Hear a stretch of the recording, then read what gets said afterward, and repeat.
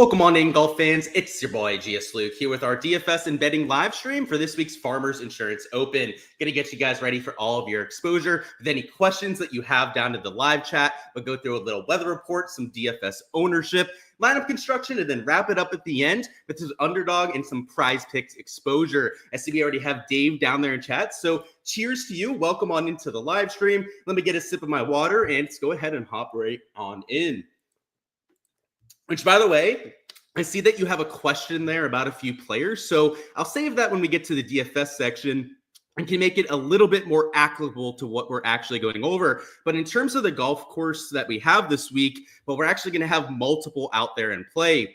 So we got the South course up there at the top. They're both going to be par 72s, but the North course at the bottom is significantly easier. So you can see, take a look at the averages from 2024. Played about 0.4 over out there at the South course. The North course was about 3 strokes easier at 2.5 under par. And if we go back to some of the other years here on Data Golf, you can see that it's pretty much the same exact scoring average. So played about 1.6 over par over there for the South course in 2023. Not a whole 3-stroke difference like you had for last year, but it was about 2.1 shots easier. Year before that, played over par. It was about a 3-stroke difference once again. Actually, even closer to 3.5 strokes there in 2022. In 2021, it was also about a 3-stroke difference. So if you're playing on Showdown for round number 1, you only want guys that are playing on the North course. But the reason I show you this is when we go through the weather forecast, it's going to be pretty different from day to day. So if we go over here to the windy.com, I've got it up over here on the Torrey Pines South course.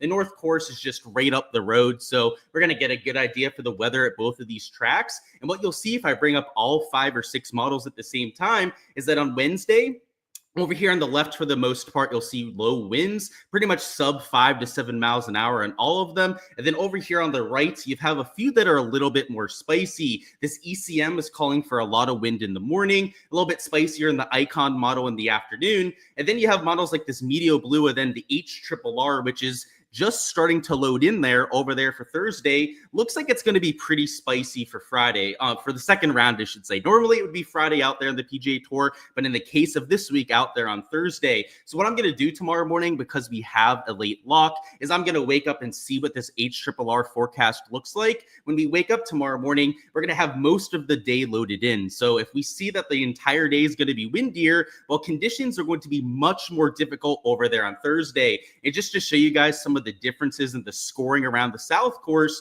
if it's playing to a calm kind of, windless day like we're going to have tomorrow, it could play around even par to even an entire stroke under par. But when it gets blustery and windy around this kind of track, it can play 1 stroke over par, 1.5 strokes over, and sometimes even worse than that. So let's try and find one of the years where it was a little bit more difficult. You can see in the second round of 2023, the South course played nearly a whole 4 strokes over par. So obviously that comes with low temperatures and high winds. You're not going to get that for either of the 2 days. But over there on Thursday, where it is going to get a little bit more significant with the wind, I think it's something that you might want to consider when it comes to taking potential stacks, because over the years, we've seen one side of the draw get the better end of it sometimes.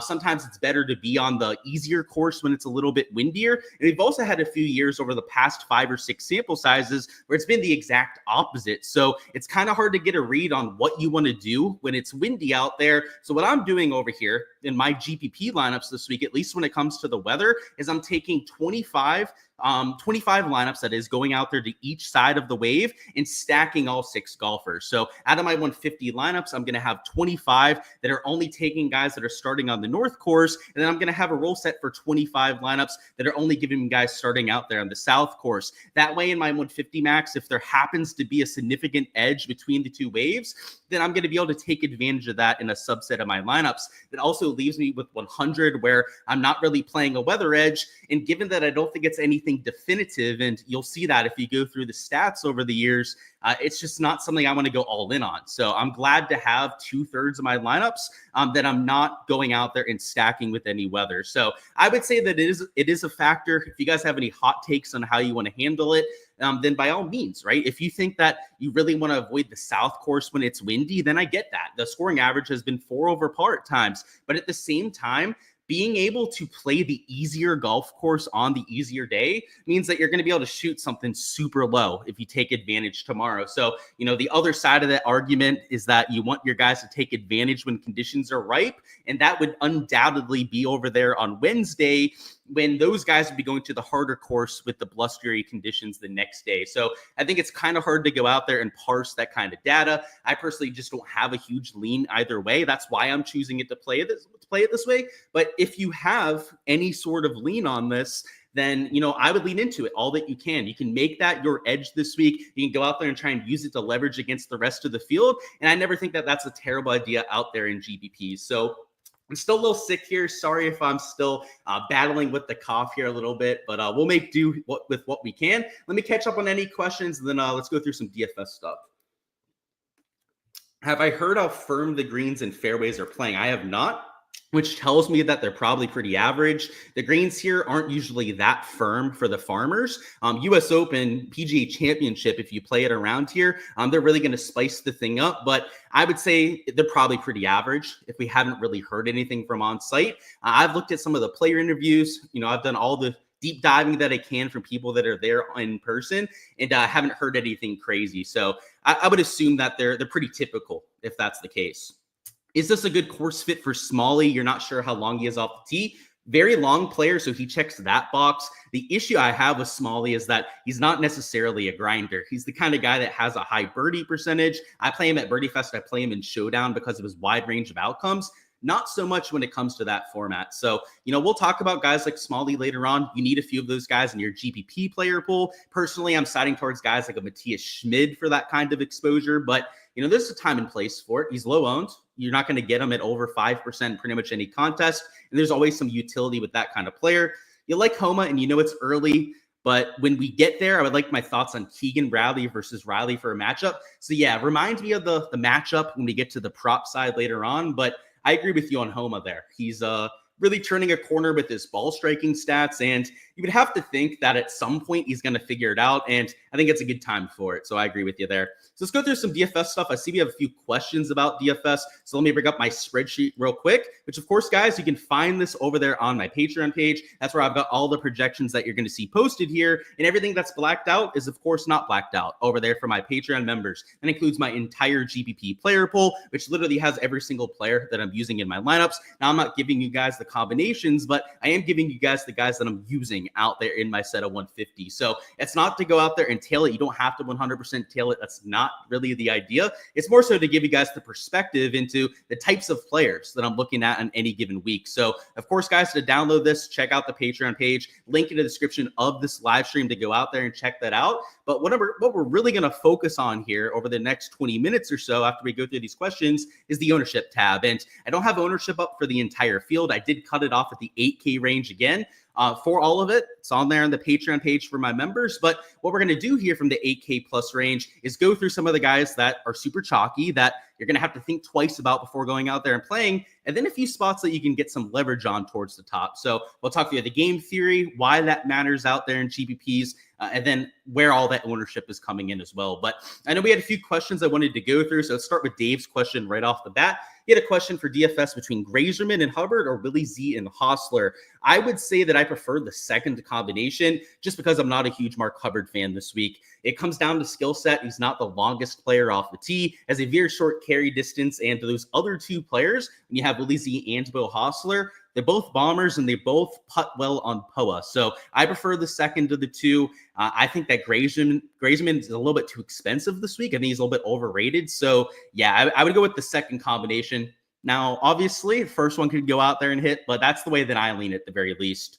What else do we have for questions? Norgard or Rogers for a single entry? So a single entry is tough because you want a player with a floor. That would usually have me going towards the more tested option in a Patrick Rogers. But I do have to say that Nicholas Norgard-Moeller is going to be very good on the PGA Tour, especially at tracks that are driver heavy. That is his big strength coming over from the DP World Tour. So I would go Norgard, and it's a little risky. You have to take on that risk if you're going to play a Norgard, but I just think he's a better play than Patrick Rogers. I think if you played Patrick Rogers, you'd be going the safe route. And the safe route, the copping out method usually never works out for DFS. So I'd say go for it with a Norgard. Patrick Rogers season, I am playing him this week. So, not to talk crap on my guy Rogers, it's just that I really like Norgard this week. So I'm on him as well. Thoughts on Norlander in the 7K range? He's playing well and should be low owned, and then had a runner-up in 2019. So yeah, there's a few short guys that have shown up, but from the skill set perspective, I have a lot of question marks if he doesn't have a good off the tee week, if he's missing fairways, if he's only hitting about the 53% that the field hits here, then he's going to be in a heap of trouble because he doesn't hit the ball far enough off the tee. He's also got a really shoddy short game. So if you're missing greens around Torrey Pines, that can usually be an issue. And what I remember from that top finish is that he had a nuclear round over there at the North Course. So if he does that again, he could get himself into position and pay off his price tag. But the South Course is where I think the issue comes up. So I'm off of a lot of those short, crooked players off the tee. Personally, for me, off the tee is like an eliminator this week. If you're a player that can't get it done off the tee, I'm not playing you around Torrey Pines. And unfortunately, that takes me off of guys like a Norlander. It's not like he's horrible off the tee. It's just that he doesn't have enough distance for me. And I'm being pretty picky about it this week. My player pool is only about 35 players. So I had to eliminate over 120. So I had to be pretty picky in doing so. Any love for Johnny Vegas? A little bit. He's not my favorite play this week, if I'm being honest. He deals with a lot of around the green issues. He doesn't play well at hard tracks, but he is long off the tee and he has good long iron play. So if you're looking at like the ball striking profile, he fits that. But what I worry about with Johnny Vegas is when he misses greens, what happens, right? Because he three putts a lot. He also has a lot of troubles when you get to difficult courses, major championships, that kind of thing. And it's that kind of test this week. So yeah, I would say the off the tee is a huge eliminator for me this week. If you don't have it, I'm not playing you. And then the short game too. If you're a shoddy short game player, and that eliminates a lot of the new guys on tour, by the way, your Korn Ferry Tour grads, your players from the DP World Tour. If you can't chip, if you're the kind of guy who only goes out there and performs well in birdie fests, it's just not the week to play those guys. So by the way, that eliminates a lot of your recent form people too, which is why I've had a lot of success at this event in the past, because it is such a different test than what we've had for any of the events in the fall, and then especially all the events we've had here in 2025, that if you're looking at how somebody played over the last few weeks and using it as gospel, then you're in for a rude awakening this week. So it's just a completely different golf course. Off the tee the last few weeks, I mean, you could hit a shot that misses the center of the fairway by 20 yards and have the same exact lie as what you would have had in the center of the fairway. You had 45 wide yard fairways. And then even at that, right, if you missed the fairway around some of these golf courses, it didn't matter. This week, if you miss offline, it's a half stroke penalty every single time because of that 4-inch ryegrass and kikuyu grass that you have around Torrey Pines. That really changes the dynamic. So I'm looking at more so long-term ball striking. That's really what I lean into at this event. And I've hit 2 of the last 3 outrights around this event as well. So it's serves me pretty well long-term. So a lot of those kind of guys like a Hubbard, a lot of the names I'm seeing down in chat, unfortunately, right, a lot of people are on those kind of players this week because of their recent form. And I think it's such a different event, such a different test this week that I don't put that much stock into that kind of stuff this week. So let's go through some of the ownership up here towards the top. I'll get back to some of the questions here in a bit. But in terms of the ownership at the top, the 2 main guys that are getting all the ownership would be an Obear and a Hideki, partially because they're the 2 highest priced players. That is always going to be the dynamic when it comes to the ownership. But 27% on an Obear was much higher than what I wanted him to be. It's not going to take me off of him though, right? I'm still using him out there in lineups, but I definitely would have rather had him closer to 20%.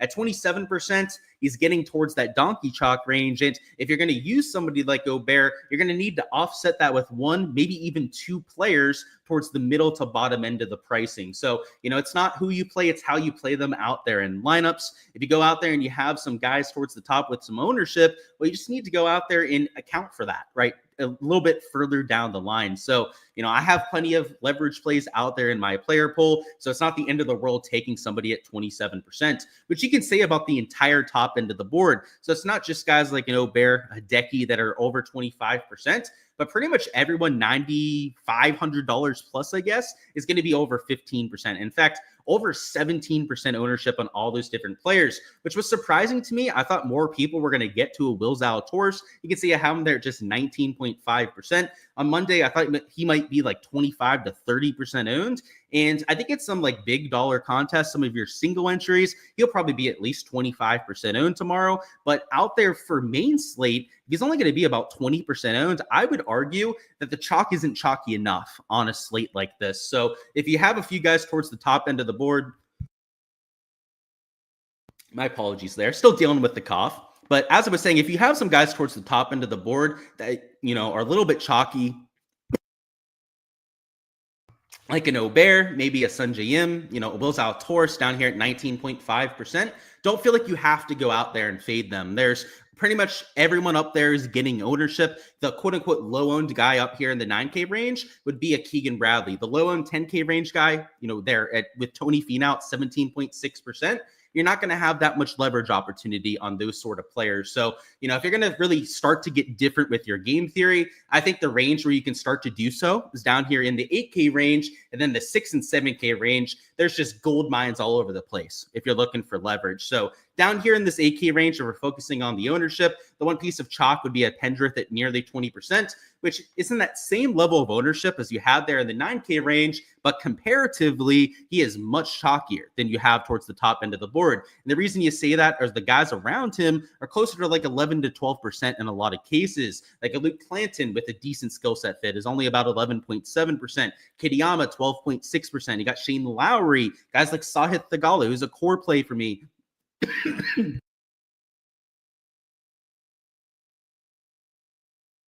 My bad, guys. It's kicking my ass right now. But hopefully DFS doesn't kick our ass. That's for damn sure. But you can see on there that there are some lower owned guys here, right? You've got some guys closer to like 12, 13%. Taylor Pendrith is here at like 20% ownership. So this is where you have to think about the ownership a little bit more. And even with somebody like a Jason Day here at 15%, I know it doesn't look like mega chalk compared to the top end of the board, but you drop down a few spots and, you can get some decently low owned plays, guys that are, about 25% less ownership comparatively to guys like a Jason Day. So this 8K range is, I think, where you can really start to force in that differentiation, especially if you're looking at guys like a Siwoo Kim. I've got a Ben Griffin at only about 10%, which I have to say is a little bit surprising given he's a top 10 recent form ranking. And then Bo Hostler, I know we had a question about him before. I've got him at about 8.6% ownership.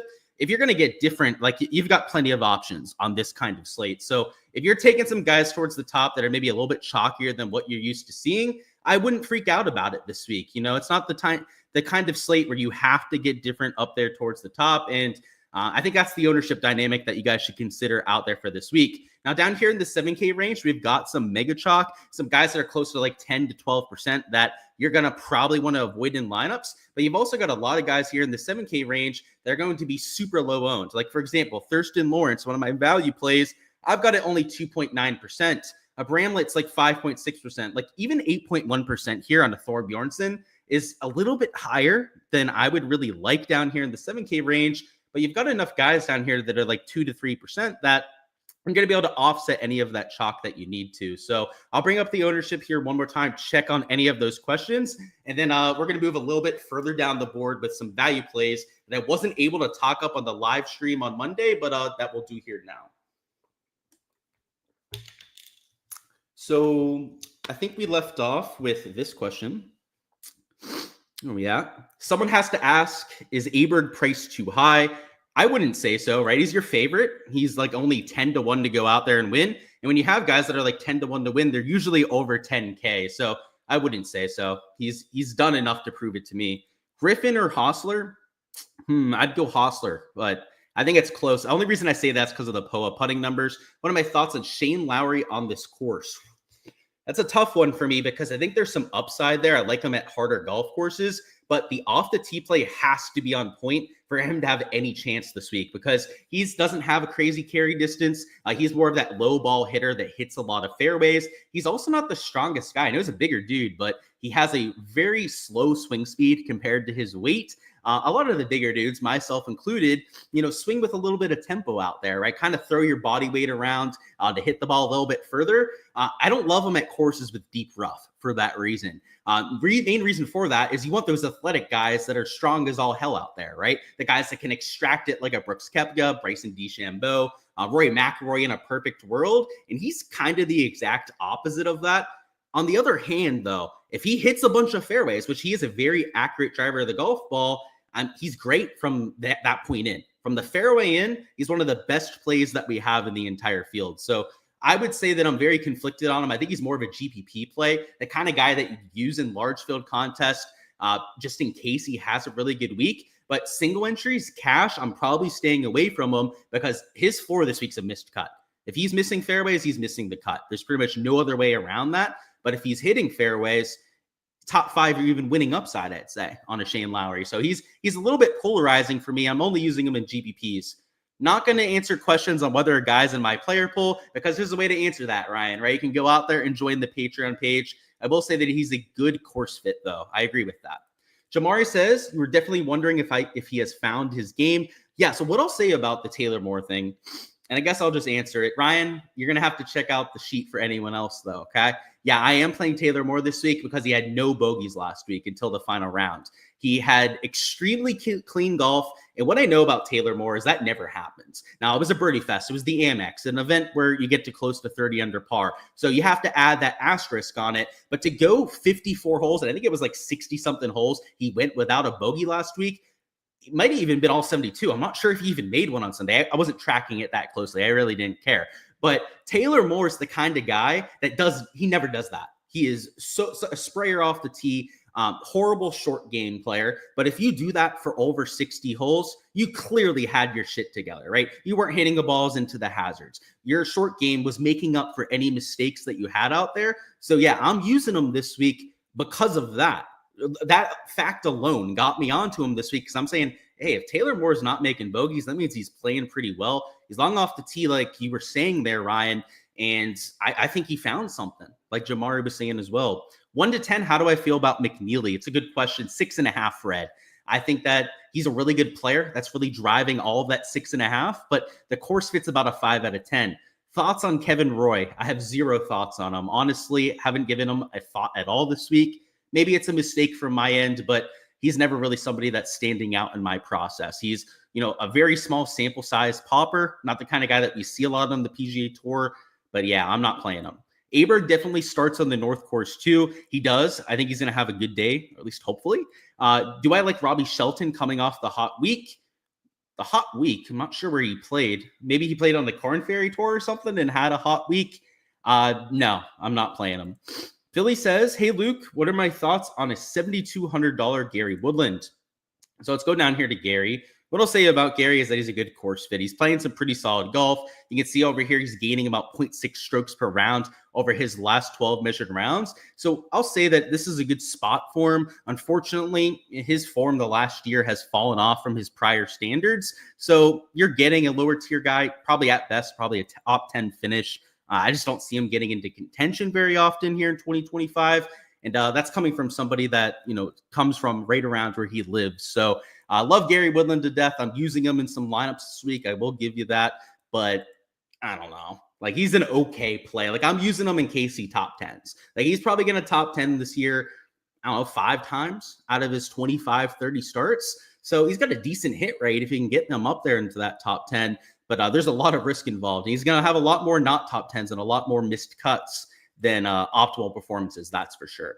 Let's go through a few of these plays I wasn't able to go through. So first one's going to be Nicholas Norgard Muller. We had a question about him before. I thought he might be mega chalk this week because I thought all the touts were just going to talk this guy up to death. I thought that you were just going to spill the beans out there on this young stud. And I saw a few people mention him, but not enough. This is a player that I think could win major championships someday. It looks a lot like a young Victor Hovland. You take a look at the ball striking stats that we get from the DP World Tour. He gains a bunch off the tee and he gains a bunch out there on approach. So if we go to the last 24 measured rounds and I show you his stat profile, you're going to say, wow, especially when you look at the putting and the off the tee. So gains about 0.65 strokes per round there. We'll talk about the approach here in a second, but gains over a stroke putting per round. Now, this is compared to a DP World Tour field, so it's a little bit easier to go out there and gain strokes to the field. But you're talking about a player that makes a shit ton of eagles, one of the highest birdie percentage players that you had on all the DP World Tour. I believe it was like number 4 on that tour, and guys like Rory, Terrell Hatton were ahead of him,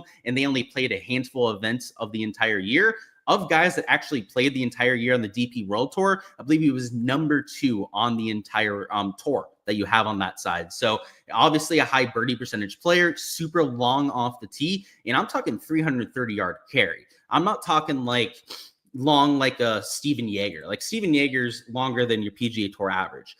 When I say long with Nicholas Norgard Muller, I mean like Bryson DeChambeau long when it comes to his off the tee play. And those are the kind of guys that you play around this track. So reminds me of a young Thomas Dietrich. Thomas Dietrich, by the way, has an excellent track record around Torrey Pines. And with that kind of skill set, really good putter, really good off the tee player, I think could fit this kind of track perfectly. Also, we have a Michael Thor Bjornsson I wanted to point out. He's there at about 8.1%. Another player that's got that mash ability off the tee. One of the longest players that we have in the field. Pretty decent putting over there on the POA surface, and he's been getting into form recently. He's been making a lot of birdies, got into contention a few times between the fall swing and towards the beginning here of 2025. And $7,400 I thought was a very fair price tag. Now the ownership is there. He's not a low-owned play here in the 7K range. Same thing with Norgard Muller. I wouldn't say that he's a low-owned play over here in this range, but he's also not mega chalk. So, I'll use a good play at decent ownership. Like, even if it's a little bit higher than the average ownership in that range, like they should be higher owned than the average here if they're as good of plays as they are. Moving on a little bit further down the board, still like myself some Lawrence, but Joseph Bramlett, a name I want to bring your attention to, a guy that's played really well around Torrey Pines in the past. So if you go to the event history, I'll show you this over here on a Joseph Bramlett. T25 last year, T13. He's made the cut all 5 years coming to this event, and also had another top 20 finish there 4 years ago. He's also the kind of player that recently has been playing a lot better golf. So if we go down here to his stat profile, you'll see that he's gaining on approach, also gaining with the putting, and surprisingly losing off the tee, which is not something that we see very often for Joseph Bramlett, because he's one of the longest players that we have on the PGA Tour. So now that we have him on a course where off the tee distance is going to matter, I fully expect him to gain 2, maybe 3 strokes off the tee if he goes out there and makes the cut this week. He's also a much better putter on this POA surface than what you have for his career baseline. So I love him there at about 5% ownership, which for a 6K range player is also a little bit over the average ownership, but this doesn't have to be a leverage spot, right? Like these plays I'm pointing out aren't my diamonds in the rough that I'm playing in my player pool. Like the diamonds in the rough are guys like Lawrence that are 2-3% lower owned. And I have a whole bunch of those guys out there in my player pool, which again, you can see that over there on my Patreon page. The guys I'm more so pointing out here are higher exposure plays. Like if I'm using a Joseph Bramlett this week, it's going to be like 15 to 16% of my lineup. Since I'm not sure what it was on my latest run. That's what I'm running over there for tomorrow, unless I make any last second changes. It was either 15 or 16% owned, right in that range right there. So $6,900, right? I'm still looking to get leverage on these sort of players. And course history, bomber off the tee, give me some POA putting. And that's how I'm getting to that sort of player. Matthias Schmid, by the way, I've got him at sub 3% ownership. So I thought he might get some chalk because of his off the tee ability recently. But nope, even though the top 10 course fit, he's still at sub 5%.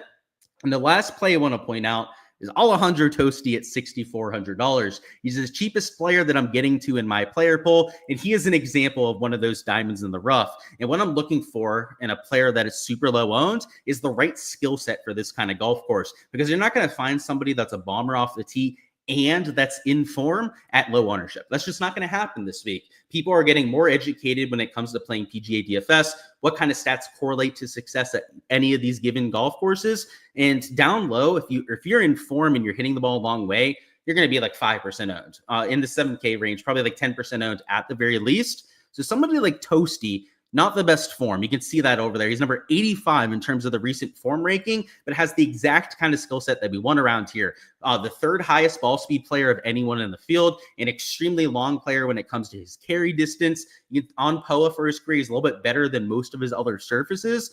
And he's super cheap. He's essentially unowned. If you're going to go out there and use him, you're not only going to have the flexibility to spend more up top, but it's also going to offset some of that chalk that you're taking up there too. So there are plenty of these kind of guys that I'm using in my player pool to get that differentiation. And I think that could go out there in top 10, top 15. And for somebody down here in the 6K range, a top 15 is really all we're hoping for, because at that kind of price tag, you don't have to post 100 points on a week like this. On a week like this, where you're going to have a lot harder scoring, something like 70 fantasy points out of Toasty would be more than enough out there in the large field GPPs, especially if it's a double spend up week. Like if it's a week where, one of these top end guys ends up winning from 10K plus, you have a few other guys that are finishing up there in the top 5, top 10, then you might have to have someone down there in the 6K range to open up the salary for those top end plays. So that should give you guys an idea of my process over here for this week. It's a lot of game theory. And in terms of what I'm looking for in players, you probably saw the trend. I'm looking for ball strikers, guys that hit the ball a long way, because historically that has been the method for success around this golf course. And just to give you guys a little closing thought here, this is the kind of event, I know we opened with this a little bit earlier, where if you're looking at the last few weeks and you're making all of your decisions based on what you saw the last few weeks, you're just going to get kicked right in the nuts this week. I can guarantee it to you. If you're looking at like the last 12 round sample size, this recent form tab, I'm almost ignoring this week. Like, it's helpful to have it, I guess, as like a cherry on top for some of your plays. But if your process is, I'm going to run a model over the last 12 rounds and see what happens here, because we've only played 3 events here in 2025, let's check back on your progress and your results after Sunday. I would imagine that you're not going to have very many 6 of 6s. So just know that this event is a lot different than the ones that we've seen here so far, and that you're going to have to treat it a little bit differently. It's like the major championships, right? You don't play these slapdick young players at Augusta National. You don't play them at the Memorial Tournament like Jack's Place. You don't go out there and play some guy that we've never seen tested in 4 or 5 inch rough before. Like, have some common sense this week. Those kind of players that are complete jackasses that we haven't seen before, you might have one of those guys that ends up hitting this year. And last year, that was Sam Ryder, right? Sam Ryder was like leading through the first 3 rounds. What happened to him on Sunday? He imploded like a bomb, right? Went from first place, I believe, to outside the top 5. That's what happens with new guys at this golf course. So if you're coming into this thinking that you're going to play all these new guys on tour that went out there and showed out, good luck to you, because you're, again, asking for a kick in the nuts. That's all I can say for that. Let me bring up our DFS tab. We're going to go through some lineup construction now, any last-second questions as well. We're going to build a few lineups to give you guys some insight into the thought process when you're going out there and clicking names. So we can talk about the player pool, what we're looking for in players all we want, but then we've got to translate that into actual exposure. So I've already built my 150 max for this week, so I've got some pretty good insight on the lineup construction. We'll touch on that here in just a second. So where did we leave off? Misses almost every cut, but Campos finished 20th here. And his driving game, he has the driving game. I think that he could be worth a DFS play, as you're asking right there. I think the top 20 is probably the best market for it, or DFS, because wide range of outcomes for sure. If he has his best stuff, I could see him top 20. He's got the distance. He's got decent long iron play too. If you're going to go out there and compete in some of the courses that he did during the fall, you've got to have that 170 plus range, especially for some of the par 3s that he took advantage of. He's not the kind of guy that I'm going to use this week, but like, if he's your guy, then you use him, because that's the exact kind of sleeper play that I'd be looking at. And yeah, I don't have any exposure, but I've got to say, I kind of wish I did now, because it makes a whole lot of sense. So I agree with you. What's going on, Paul? It says, Luke, my guy, thoughts on Zach Johnson for an over at 69.5. So yeah, we'll talk about the props here in a second, Paul. So I'll have you hold on to that question for just a few minutes, because 2 minutes from now we'll be on props. So we'll get to that here when we bring that up. What's going on, Jay? When building a single entry, what factors do I use? Ownership, recent form, course fit. So yeah, we're actually going to talk about that right now, Jay. So just follow along with this conversation. We're going to build a GPP lineup first, and then afterwards, I'm going to show you how to be a little bit different for single entry. So that'll give you a good taste right there. Thoughts on Ryder as a GPP flyer? Good flyer play. You hit the nail on the head right there. If you're going to use them, it's only in GPPs and probably only at like 5 to 10%. What's going on, Samuel? Did you miss Sanjay M? You did. I didn't really say that much about him, but he's about 18% owned this week. And I got to say, good course history. That's for sure with Sanjay. Any specific key stats for the North course for Showdown? Not really. Maybe birdie or better percentage. That's usually the main thing I'm looking at from the showdown perspective. I want guys that make a ton of birdies when you're playing showdown. So not course wise, I don't really have anything for you, but I would say just birdie or better percentage. You wanted me to remind you of the Keegan prop. Yep, we'll do that when we get to props. What's going on, Fred? Able to give any recs on an optimizer not from a tout site. You're playing in your first 150 max. So I'll throw a few out there. I use one that I coded myself, so I feel you. I'm not wanting to pay for one for a tout site. If you have the expertise in coding like I do, then obviously go ahead and do that. But if you're going to pay for one, before I went out there and made one for myself, Fantasy Cruncher is one I used way back in the day. Now, I haven't used them in a long time. I've heard that their creator shuts down their site periodically. So that's probably not ideal. So maybe don't use them. I've heard decent things about SaberSim, not about their projections or a lot of that kind of shit, but I've heard that their optimizer is pretty good. And I don't think Roto Grinders back in the day used to have their optimizer way back, especially for NBA stuff. Maybe them, but I don't even think they do that anymore. So I'm not the best person to ask about that just because I don't use any of those sites. But maybe someone in chat will be able to help you out. Oh, another one's the Solver. I've heard decent things about the Solver as well. And I have to say, out of those ones I've talked about, the Solver is the one I've heard about recently. So they're probably the one I would check out. You've heard someone saying of picking golfers that have the skills to make the cut while possibly failing in round one. No idea what that means, to be frank with you, Sam. I think you're saying that you're looking for cut makers, I guess. And I don't necessarily agree with that. I think if you're looking for cut makers and you're playing DFS, then you're playing for a min cash, which is not it, right? If you're playing the GPP to min cash, you're not playing for the right outcome. Ryder on streak of missing the cut every other time he plays. He's due to make the cut. I love the hard-hitting analysis down there in the chat. I could see it. Hey, he's played well here before too. Like before he went out there and had that near win, he had like a top 20 finish around this event. And I think it was 2 years before that after a missed cut. So yeah, that's a crazy trend. Maybe is Mueller getting some steam? I think so, but I've got him at about 7%.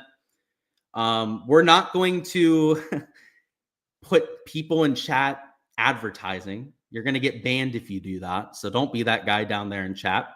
Jack says, Jesper Svensson out there for a top 20.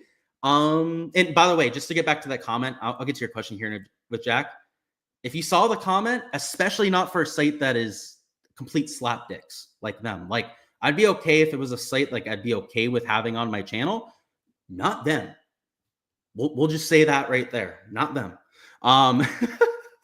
Jack Fisher says Jesper Svensson for a top 20. I don't know if it's the best course fit. What I know about Jesper is that he's a really good iron player, not so good off the tee. So, I probably wouldn't do it, Jack. Here's the reason I say that too, is he's had a couple good weeks recently. So if you were going to bet him, I think the time to do it was like his first week coming over from the DP World Tour, when you could have gotten some really juicy odds on him. After he's shown us that pedigree the last few weeks, you're getting much worse odds at this point. So I'd probably stay away from that. Let's go through a few lineups here. Like I said, I want to give you guys some perspective into building these lineups. And what I'm doing out there in the large field GPP is mostly worrying about getting my differentiation because we're not playing for any sort of weather edge. As I mentioned before, you could stack a golf course in some of your exposure. So like I said, 25 for each side of the draw is what I'm going to do out there in my 150 max. But for most of my lineups, 2/3 of them, I'm mostly just worrying out there from the ownership perspective. So up top, you're going to have to take some chalk. It's pretty much unavoidable from $9,500 plus. So I'm going to throw a No Bear in there. I'm going to throw a Zalatoris in there as well. I'm also going to use a Max Homa down here, $8,600.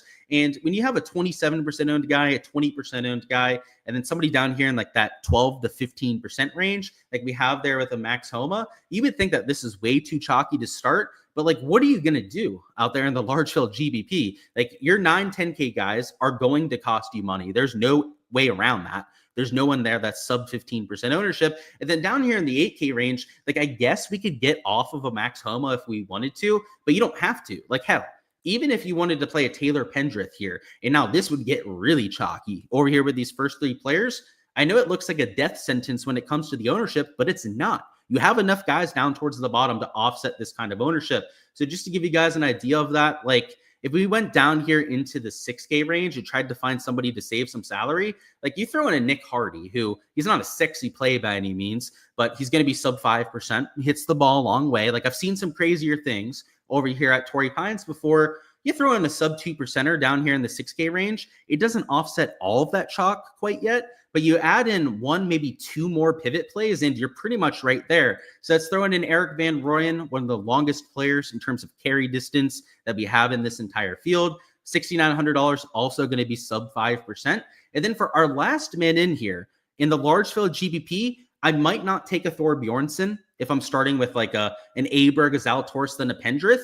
But if we went Aberg, Zalatoris, and then rather than going Pendrith, went down here to a Max Homa, you could end this lineup a little bit chalkier. So if you wanted to go down here and take a Fishburne, a Thor Bjornsson, I've got at like 7-8% ownership, you could get away with that in that kind of lineup. Now, like I said, if this was Pendrith, you might want to think twice about being as chalky with your last man in, but you can see here the gives and takes that we have to do, the compromises that we have to make if you're using some of that chalk up top. Now, if I'm playing in a single entry, let's just throw a Pendrith back into this lineup. If I'm playing in a single entry, I'm not as worried about the ownership. So I think the real way to look at a single entry as compared to a GPP, I think it's the best way to explain it, is you're playing against much less entries. The big $5 this week is like 30,000 entries. Same thing over here in the big $20 GPP that we have this week. You're entering against 30,000 entries. You've got to think twice about that ownership with your last man in. But if you're entering against 100 to maybe 500 entries at the very most, like you're going to get in some smaller GPPs or even single entries like you were asking about, then do you really care about having an 8% guy as your last man in? You're going to have next to no chance to actually duplicate yourself with any of the other people that you're playing against. Really, the only way that you're duplicating yourself out there in a single entry like that is if you're just jamming in the top 6 optimal of one of those really big tout sites. Like if you're doing that, then sure, you might end up getting the same lineup as somebody else. But unless you're just running optimize on an optimizer and entering that lineup, you're going to have almost virtual certainty to not go out there and duplicate yourself. And in 100 to maybe a 500 entry contest, you don't have to have as much leverage because it is much easier to move up the leaderboards in those kind of contests. Now, that is to be said that you can't completely ignore that when it comes to what your process is, but it's something that you have to consider just a little bit less in those kind of formats. So, that's the difference between GPP and single entries, is that you have a little bit more leeway over there in the single entries. It's not as hard to go out there and take home those contests. And the other aspect to it is in GPPs, it is so top heavy when it comes to the payouts. A lot of times it's 25 to even 35% to first that you see on a lot of those large field GPPs.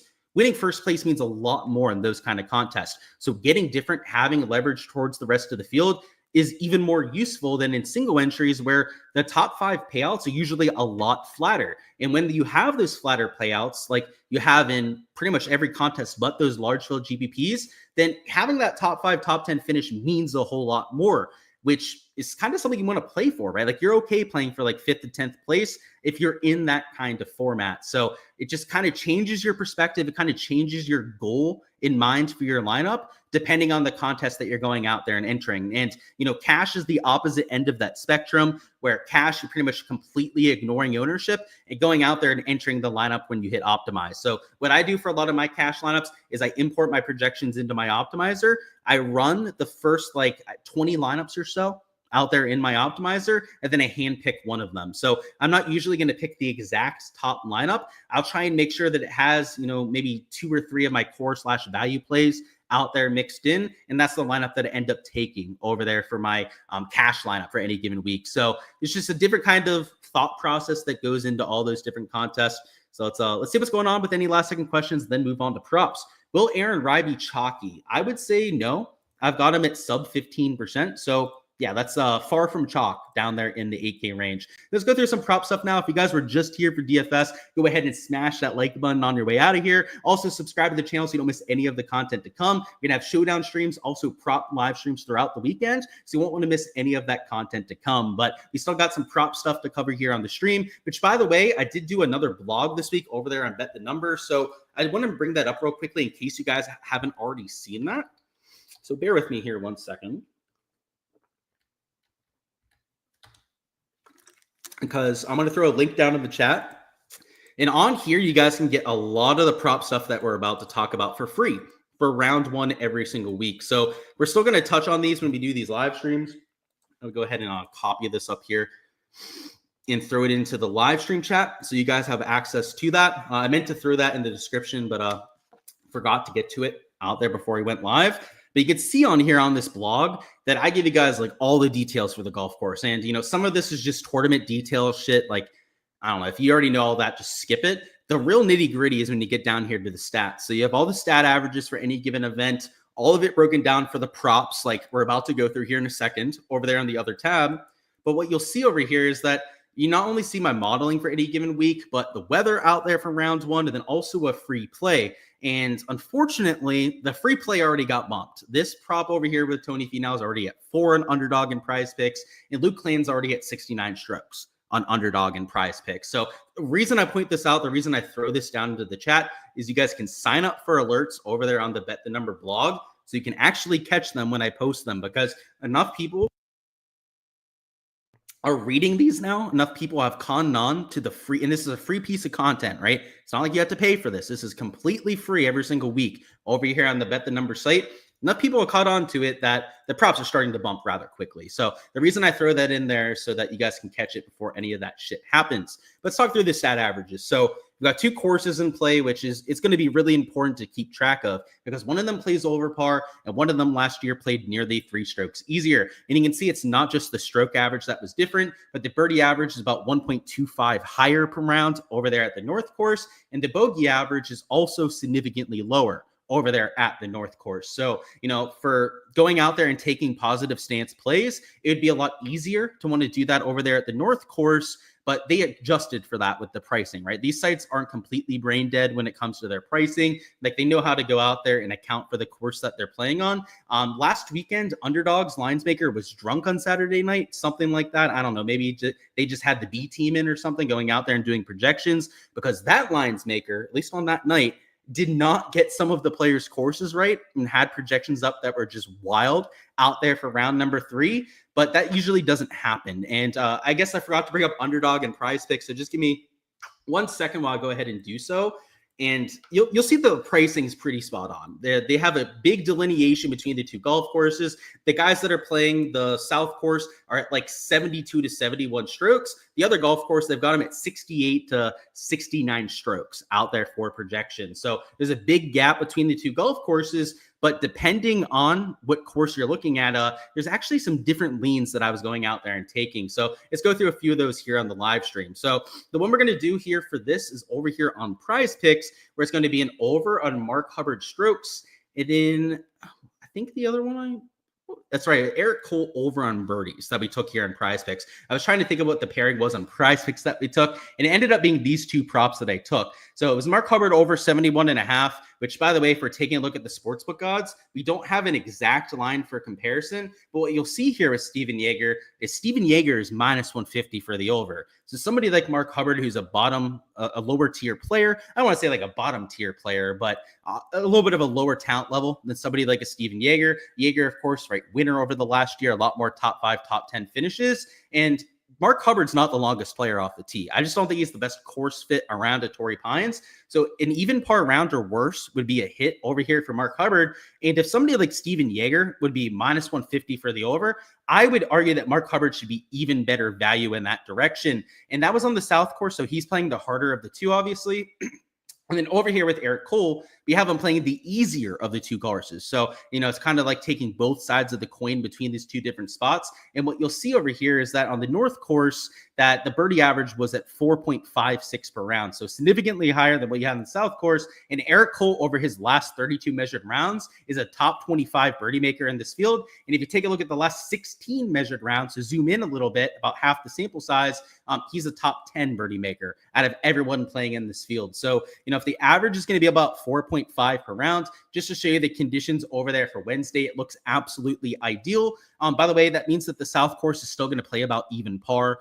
It's not going to play well under par like you're going to see over there at the North Course. But North Course, I mean, it's going to have perfect conditions. So this scoring average, this birdie average at about 4.5 per round, I think could actually get even better this time around because it's going to be pretty warm tomorrow. On top of having low winds, this mid 60s, even high 60s, 70s temperatures is not the norm over here this time of year. In California, a lot of times it's closer to like 48, 50 degrees throughout the entire day. So I think you're going to see the averages go up a little bit when it comes to the scoring. So it is one fade that I'm taking over there on the south course. If there's a course to do that on, it's that side with how tough it is, especially on somebody that's maybe not as long off the tee. And then over here at the north course, if you guys haven't seen the north course, by the way, it's got 4 par 5s and they're all less than 570 yards. So they're all reachable in 2 by pretty much everyone in the field. And you also have 3 drivable par 4s. It depends on wind direction. And if they're not drivable, you can at least hit it right in front of the green complex for most of the field.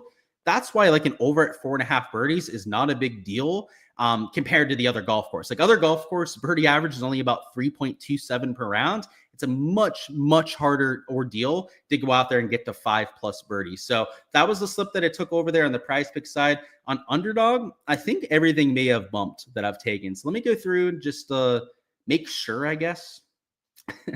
I think they all did, but maybe something is still hanging around with some value.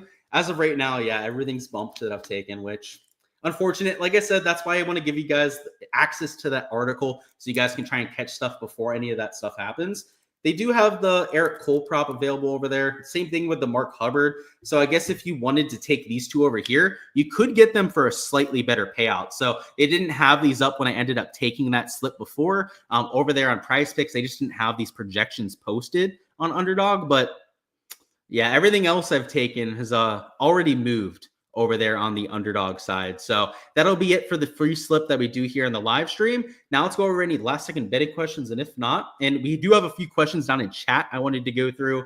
We'll hop on out of here. So let me get through some of those questions we had with props, just so that I remember. So one was with Jamari. Let's see. Let me see if I can find that. You would like to know my thoughts on Keegan versus Davis Riley for a birdie matchup. So it's one of the 0.5 matchups that you have over here on Prize Picks. So that would be this one that he's asking about. So I'm assuming that you're looking at the over between these two players. And Davis Riley has been really out of form lately. They're playing the same golf course, right? So it's not like you're taking one on the south course versus one on the north course, which is the case with all these matchups. You don't have any of that really going on, at least from the ones that I went through before. So I guess technically there could be one, but probably not, right? These lines makers aren't that dumb. But comparing those two players, an out-of-form Davis Riley does seem like somebody you could attack, but Davis Riley is one of the more aggressive players that we have on tour. He's a very good putter. He's a really good wedge player as well. So the issue I have with Riley is that sometimes he'll shoot like +2 and have like 5 birdies on the round. Now, more often than not, I think Keegan Bradley ends up winning this matchup. So I still think it's a decent lean to go out there and mix in. Like, for sure, I would be on the over. But Davis Riley, I mean, if he figures out his form, he's the kind of guy that can make 6-7 birdies in a round, and it really wouldn't surprise me. Now, 6-7 birdies doesn't guarantee that he's going super low. That might only be like a -2 round with how many bogeys he's been making, but he is that kind of player. So I think it's a decent lean, but I will give you that little bit of a asterisk there just because it could be a little bit risky. So we had a question about Zach Johnson over 69.5. So yeah, let's go through that. So 69.5 strokes for Zach Johnson. I mean, he's really short off the tee, but he is playing the North course. So it's a much shorter course, 69.5 strokes. So you'd have to shoot -3 to go under. Scoring average should be somewhere around like 2 to 2.5 under par. So if it's a -2 scoring average, it's about 70 strokes. If it's 2.5 under par, it's about 69.5 strokes. And with the course fit being sub-ideal, because you do have some long rough over there at the North course. It's not a long course, but it does have some rough out there. I would lean over, I would say, but I'm not sure it'd be my favorite play. Let me see if they have a line over here on Draftkings for him. So it doesn't look like he has one over there. Let me see if he's potentially on Fanduel. Probably not, but I guess we'll double check. So no line for comparison, but yeah, I would lean on the over if I was going to do anything there. And then what was the other prop question? Might have just been those two, or was there one more? I just want to make sure I'm not screwing anyone who asked the question, right? I know we got that one. Okay, I think we're good. If I missed your question, I am so sorry. I went through the chat as best that I could. Let's go through this last one here with David. Decky and Hostler or Will Zalatoris and Lowry? Ooh, I would go with the second combination. So I think that Lowry's a much better play than Hostler. And the difference between Decky and Will Zalatoris this week is like 1.5 in terms of projection. I've got Will Zalatoris as like by far the best projecting player in the 9K range, I should say. So I would go with the second one because I don't think you're giving that much up with the first swap. And then the second swap, you're gaining a bunch of points. So that's probably what I would do. Dietrich over 3.5 birdies. He loves this course and he's long off the tee. So yeah, I would lean on the over on Dietrich 3.5 birdies. So why I ended up taking it 3.5 birdies that got bumped over here on Underdog. So I'll just tell you guys, I mean, I guess it doesn't matter now, right?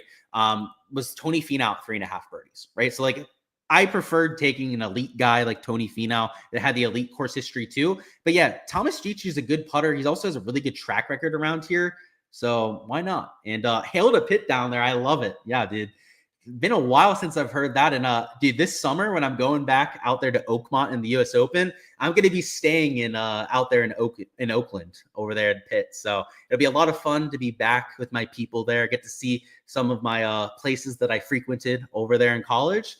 So can't wait for it. But that's all I've got over there for the live stream, guys. Best of luck with all of your exposure this week. Whether it's over there on the DFS side or over there on the prop betting side as well. Go out there and smash all of your exposure. Like the video if you guys haven't already. Also subscribe to the channel so don't miss any of the content to come. Round 2 through 4 live streams will be over there on the Ship It Nation YouTube channel. So make sure to check out their channel for all of that throughout the weekend. And then the prop live streams are going to be afterwards over here on my channel. So make sure you guys stay tuned for all of that. My X/Twitter is going to have all of the start times for that, but the DFS stream is going to be pretty much right when play is ending. We're going to be going live out there for the showdown stream, and then the prop betting stream is either going to be afterwards, probably like an hour after that ends, or in the mornings before. And I think that's going to alternate from day to day, kind of depending on what I've got going on outside of work, right, in my real life with friends and family. But make sure to follow the X/Twitter for all that info. But that's all I've got this week, guys. This is go out there and crush our exposure, and best of luck out there with everything you're doing.